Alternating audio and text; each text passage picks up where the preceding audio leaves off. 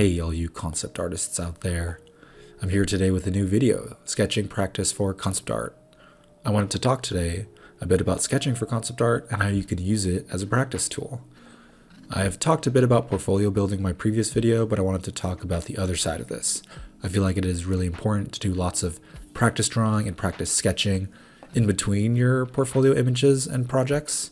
Big portfolio projects are amazing and definitely important for both your design skill set and for your portfolio in general, but small projects, things like quick sketches, can be really important as well. This advice is more tailored to students. If you are working as a concept artist, you already know this, but even if you are working, like myself included, it can be great to still find some time to do quick sketches just for yourself. I find concept art is a lot about mileage, right? You don't get good at doing 10 or 20 sketches. 100 sketches isn't even enough. You have to do hundreds and hundreds of designs over time, if not thousands, right? To improve and keep improving. Another thing I have seen and wanted to talk about is kind of a heavy reliance on 3D for images. Programs like Blender are amazing. It is one of my favorite programs. And I use it like almost every day, but it is still so important to do sketches and drawing and painting, as our work is really about problem solving and design. So 2D can be a huge tool for doing this stuff, and it can be really quick. So to give a bit of an overview of what I mean, and this is what I've recently been talking about with my students, is how I like to break down the different skill sets of concept art and how we go about solving this stuff. This is like rough, but I've broken it down between fundamentals, design thinking, and tools. Each category has like a ton of depth and can take a lot of time to master. I feel as a student, it is important to slowly work on each of these and not focus too heavily on tools, for example.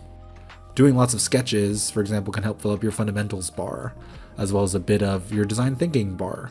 It is still super important to be good at Blender nowadays for environment concept artists, but that's just under the tools section. You gotta have like a nice balance. Another nice aspect to doing sketches like this is, what if you wanted to make portfolio images but you're not sure what to make? What if you have a lot of ideas but you're not sure where to start or what to make first? Doing a page or multiple pages of sketches like this can be great to get your ideas out, and then you can pick a direction you like. For example, I could take one of the sketches here, I could slowly build a world or a small project based off of it.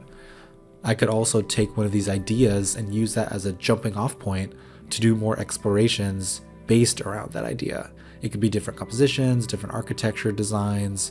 I could do more sketches and designs based on that idea. When you lay out your sketches also on a page like this, you can easily jump between them, and it helps to not spend too much time on just that one sketch. You can always go back to a previous sketch and touch it up or really change it.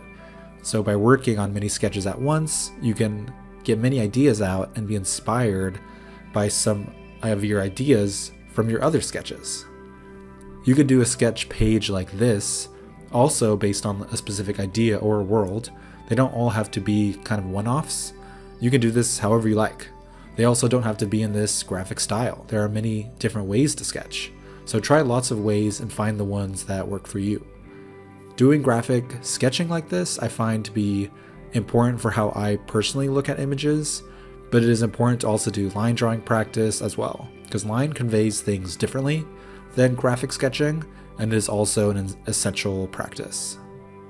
Also, when doing a sketch like this castle and landscape here, I'm inspired by real references. Make sure to look at real world references. That stuff is going to be so important and helpful. All these details can help inspire and inform your concept or your sketch.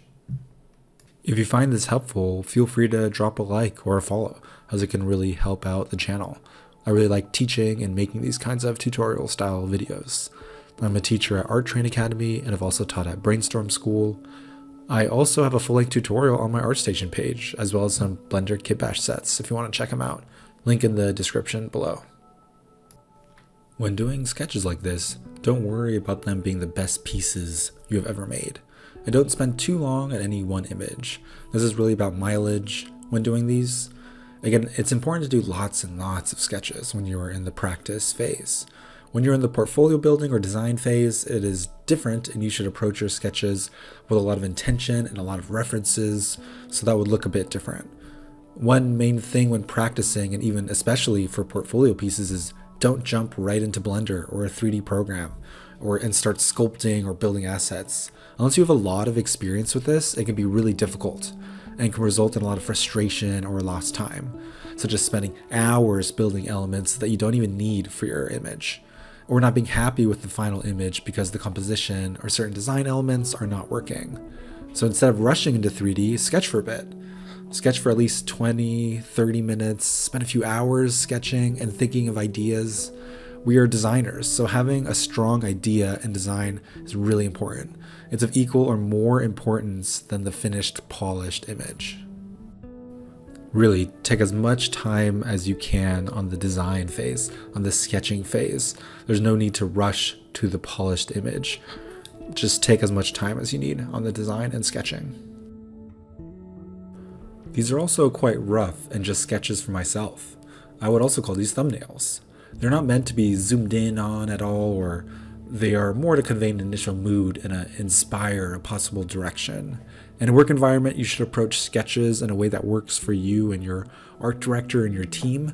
These sketches I'm treating more as refined thumbnails or really rough sketches that have enough details for myself that I can get the idea of what they're trying to convey. Especially if you have been doing 3D for a while, doing a page of sketches like this can be great warm-ups for getting back into doing 2D work.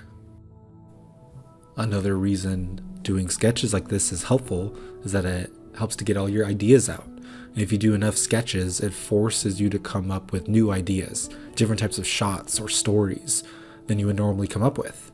As you can see later on in the recording and a little bit here, but I'm going back to my earlier sketches and reworking them as I found those initial shapes and sketches are too simple, and I'd warmed up enough by doing all these sketches that I could revisit them and give them a bit more story. And for these sketches, I don't zoom in very much. I try to keep my zoom pretty far out as I can focus on the big picture, the general read, and composition, rather than getting too focused on details. If I zoom in a lot, it almost forces me to focus on details, and that's not really needed when figuring out the general composition or big picture elements. When I'm working on these sketches, I try to think about what these areas are. How are they interesting? What inspires me about them? What kind of stories could be happening here? These kinds of questions really inspire me when creating images and sketches. So you could also play around with different horizon lines. I tend to have my horizon line pretty low in the image, but it could also be fun to try higher horizon lines to give more emphasis on the ground plane and helps get different kinds of ideas out.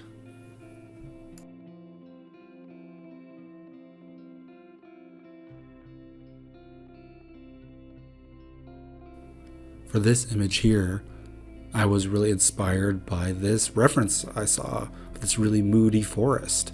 Some of the shapes of the trees, how they're leaning over, and that inspired this composition.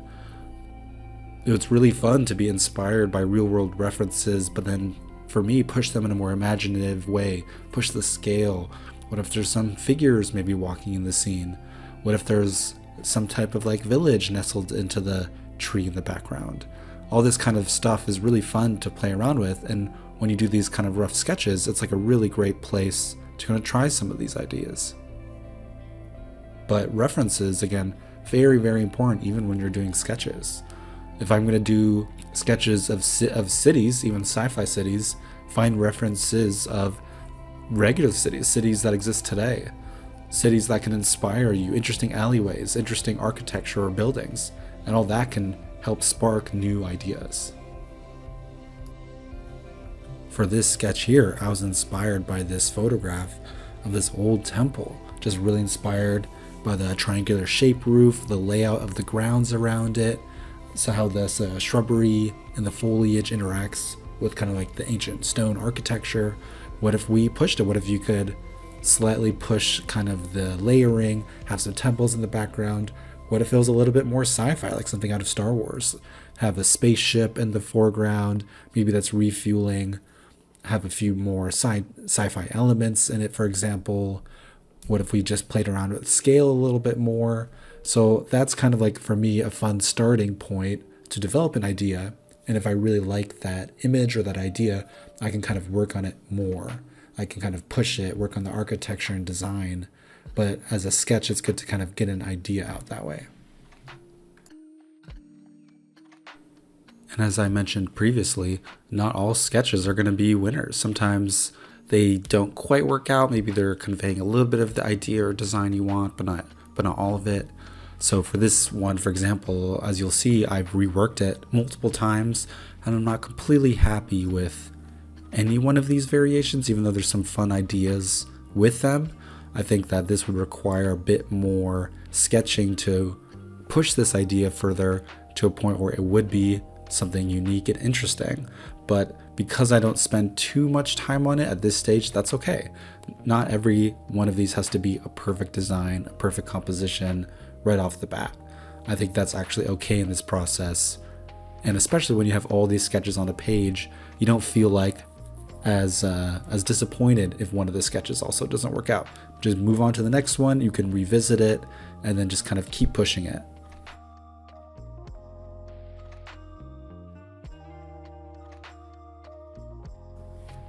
For this next sketch here, it started off as me being inspired by this photo I found of this palace. I love the symmetry and asymmetry of it. I like the designs of the garden and overall layout. So I wanted to take this and see if I could tweak it 20 to 30%. Maybe give it a bit more of a focal point in the middle where the main structure could be. Maybe I could even push it to be slightly sci-fi if I wanted to continue with this sketch in the future. When doing these practice sketches, don't limit yourself to being 100% original. Be inspired by real-world locations, study them, and see where you can push and pull parts of the image. I love to be inspired by real-world architecture. That's one of the things that I have a lot of interest in. So doing these kind of sketches / studies for me are a great way to both practice architecture, practice sketching and composition, and just kind of enjoy the process. For this image, I was inspired by photography of these rocks on the water. I know I keep repeating myself with this, but make sure to look at real-world references and be inspired. What if we took a location like this to these awesome rock arches and put a castle-type city on top of them? How would a city like this function, and why would it be there? Is it fantastical? Would they need ships to carry goods and move their soldiers around? These are the questions that I find really fun to think about. This one I was working on for a bit, trying to find a good balance between the light side and the shadow side. I would be using my mark making kind of as a mix between drawing but also shading, trying to give a little bit of form to these structures just with two values. And as I worked on it, what I needed to add more of was a sense of scale. So what human scale would be. So even adding little marks like tiny little windows and these like more thin lines, I think would help sell the scale that the structure is supposed to be really, really large. Adding a little bit of background, tweaking the background a little bit more.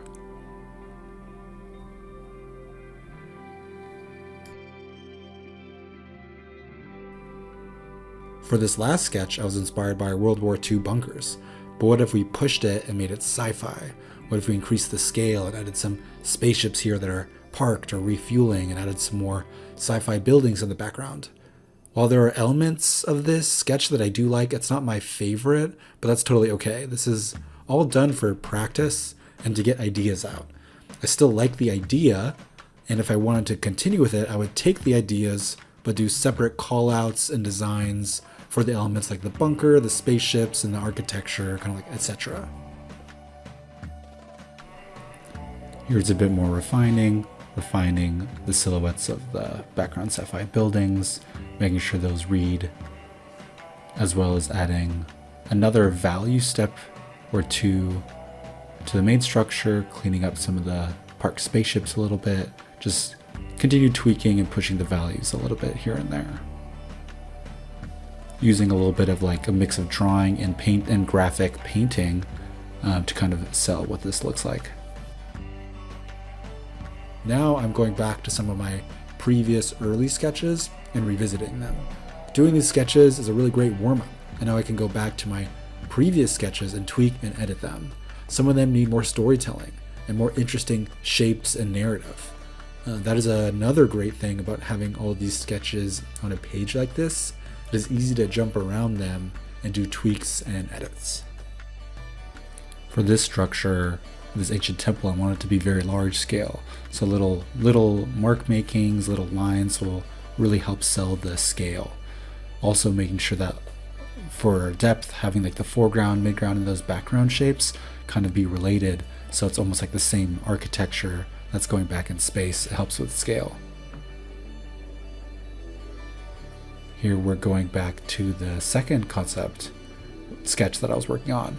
And I was thinking that what if we give it this little kind of like winged horns motif on the top to help kind of like differentiate it. In my head, I'm thinking they can be made out of this kind of like gold material that's like catching the light. And then that maybe gold kind of like wings motif could be what this culture is all about for that area. Revisiting this third sketch where I wanted to give it a bit more narrative, make it a bit more unique. So I was looking at what if it was like this big ancient rock, but then carved into it could be some ancient carvings, maybe it's a little bit overgrown. You could have some like figures walking towards it, maybe for some type of ritual, and then working a little bit of the environment, just kind of like figuring out just with simple marks what that could be. Is it desert, or maybe is it grass? At this point, it could go any way we really want, which is nice. And then also having, if we have a structure in the midground, maybe we can repeat again in the background, so we could show also that depth and space. Jumping back to this one, thinking I could add just a little, like an additional layer of depth with maybe like another mountain or hill shape that can go behind it. Also using like a soft round brush to add in either like a little of atmosphere or a little bit of like light and shadow. For this kind of like sci-fi city sketch, I wanted to add one more value layer that was a little bit darker, so that this could help kind of clean up some of those shapes. Also just doing general cleanup. Perspective is kind of a big one for this sketch, so I'm kind of going in and tweaking the marks, tweaking the shapes, cleaning them up.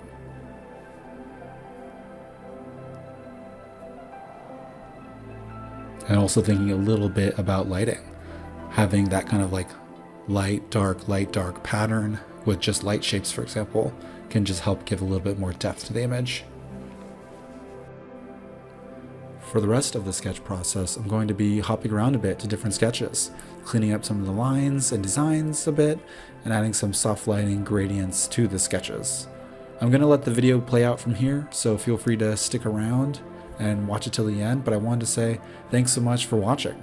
If you have any questions on the process, please feel free to leave a comment. I love hearing comments from you all and what you think or what you might want to see for upcoming videos.